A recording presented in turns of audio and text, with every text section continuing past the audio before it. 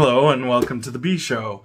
I have a green screen, so I was like, why am I not using these for my YouTube videos? So I'm going to use it and put fun things in the background. I don't know, something. Anyway, if you're new to the channel, my name's Brendan. I do reaction reviews, and today we will be reviewing Pride and Prejudice by Jane Austen. I have a green screen. Pride and Prejudice by Jane Austen. I'm completing my BA in English right now, and I just finished a course on the 19th century British novel. So I thought I'd review some of the books that I read for the course.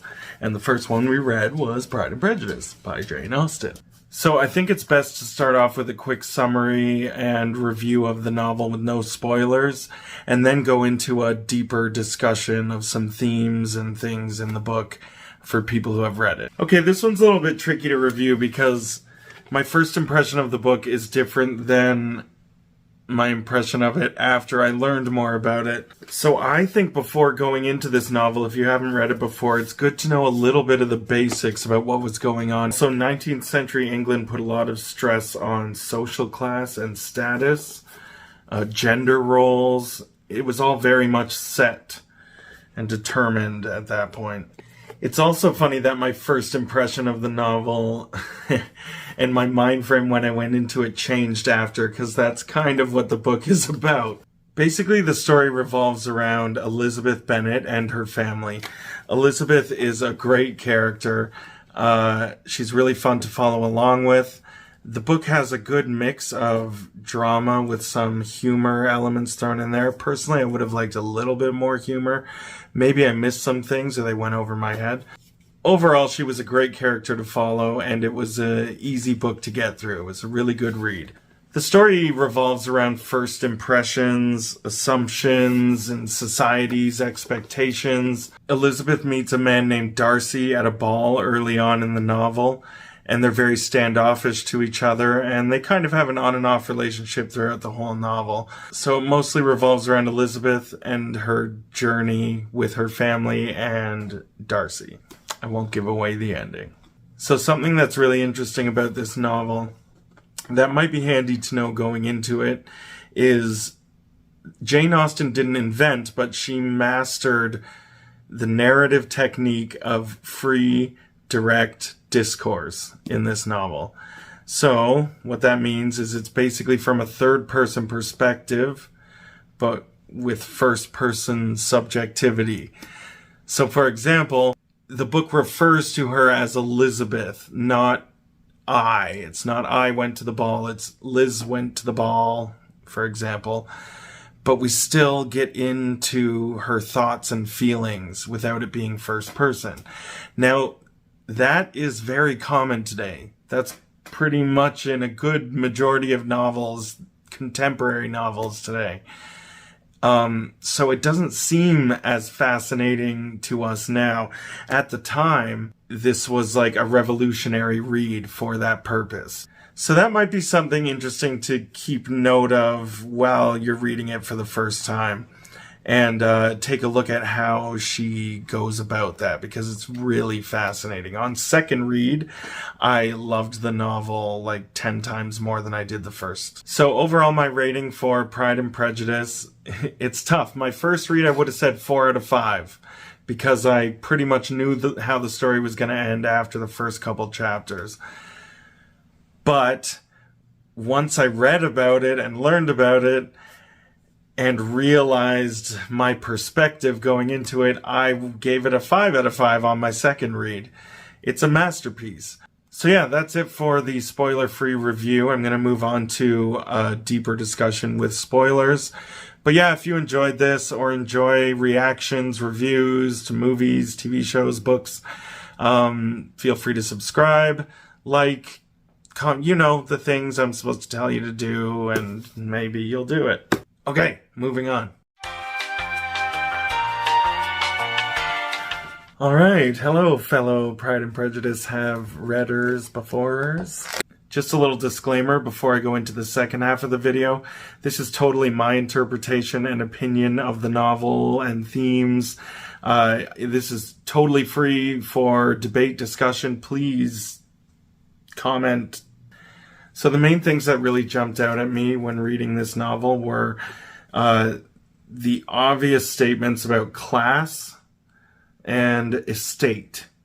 Now, the fact that the 19th century was starting to see more female authors and books being written from female protagonists' perspective, say that 3 times fast, there is a lot of commentary on gender roles as well. Those are the 3 main things to point out in this. And if you're looking for essay ideas, gender roles, social class, and estate. Liz represents the 19th century woman, and she's trying to find a balance between all of that, like how to fit into society. I mean, estate really has to do with women's rights and gender roles as well. It was through marriage at the time that women were either went up or down in social class. They couldn't own property. It was all through their husbands, and they were expected to behave a certain way. So Liz is trying to find a happiness in life while still being accepted in society without totally conforming to all of these rules and expectations set out for her. Really, the main theme to me in the novel is balance, I think. Well, look at the mom and dad character. The mom is all about social class, marrying, finding them husbands, getting more money, more status. And everything with the father revolves around estate. He's working out the current estate that isn't being left to his daughters, which was a possibility at the time. But because of his negligence and him not going through the proper steps, the estate is not being left. That's one of the only ways that women could get estate back then, apparently, from what I remember, is if it was left through a specific contract from the father. And then, even still, the mother is overbearing with the family, and the father is slightly neglectful. The mother wants marriage for money, doesn't care about love or connection, whereas the father cares more about connection. Yeah, that's really interesting now that I'm thinking about it, how opposite the parents are, and with that idea of finding a balance, it's like her as the daughter is finding a balance between those two. And then there are the obvious themes of like first impressions and assumptions and expectations.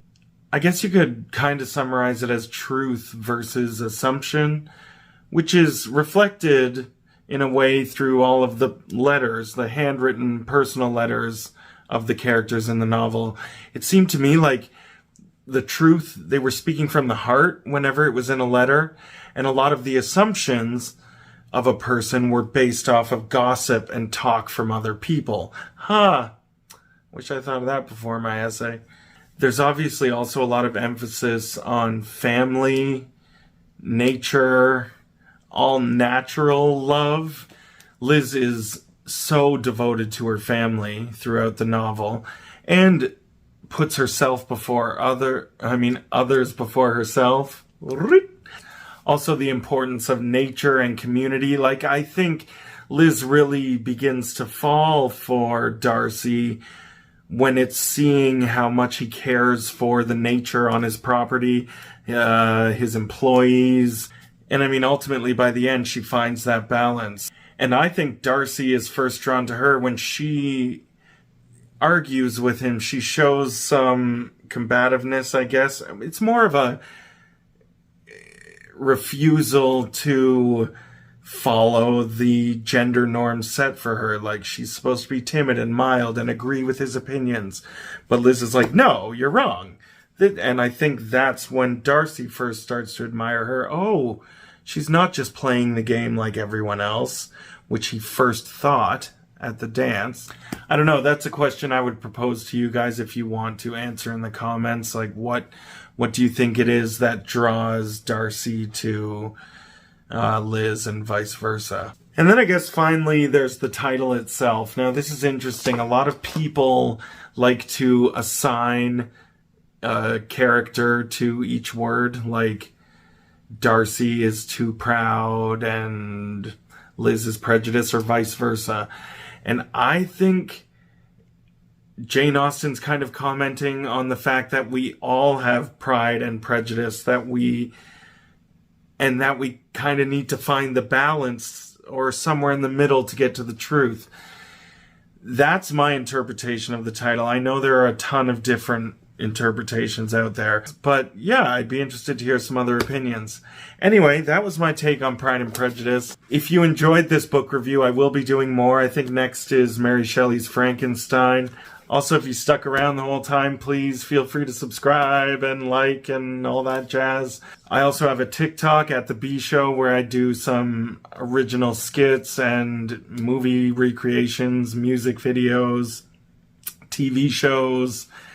Yeah, it's a whole bunch of random stuff. I hope you enjoyed, and we'll see you next time on The B Show.